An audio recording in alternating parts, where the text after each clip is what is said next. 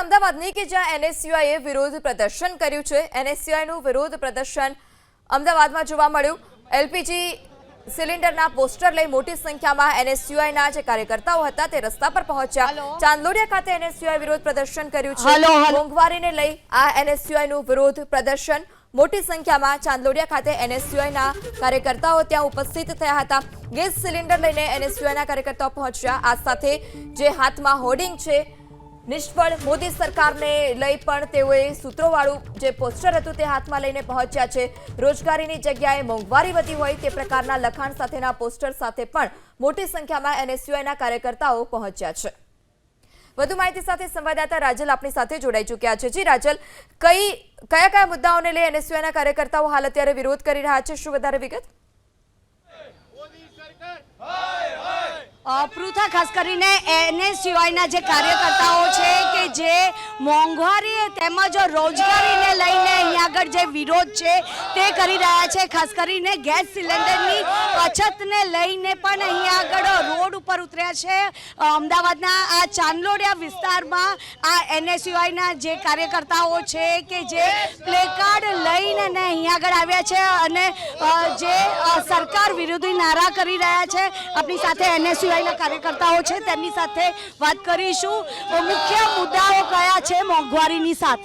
ખાસ કરીને આ ગુજરાતમાં આ દેશમાં જે અત્યારની પરિસ્થિતિ છે કે ગેસ મળી નથી રહ્યો અને જે મળી રહ્યો છે એ પણ કાળાબજારીથી મળી રહ્યો છે, ત્યારે આજે આ દેશની જનતા એ ત્રસ્ત છે।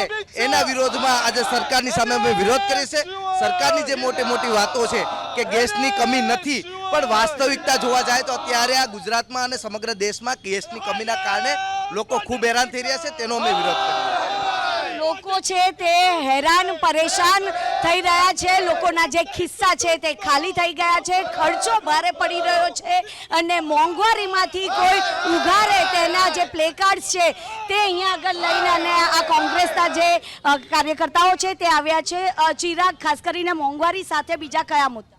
મોંઘવારી સાથે ઘણા બધા મુદ્દા છે। કચરા, જે આપણા માનનીય નરેન્દ્ર મોદીજીના ઘણા બધા પ્રોગ્રામો ફ્લોપ થયા છે અને જેવો ભાવ વધારો જો ઓછો કરવામાં નહીં આવે તો અમદાવાદના 48 વોર્ડમાં એનએસયુઆઈ દ્વારા કાર્યક્રમ કરવામાં આવશે ને તો બી આ ભાવ વધારો ઓછો કરવામાં નહીં આવે તો આખા અમદાવાદનો એક મોટો પ્રોગ્રામ કરવામાં આવશે।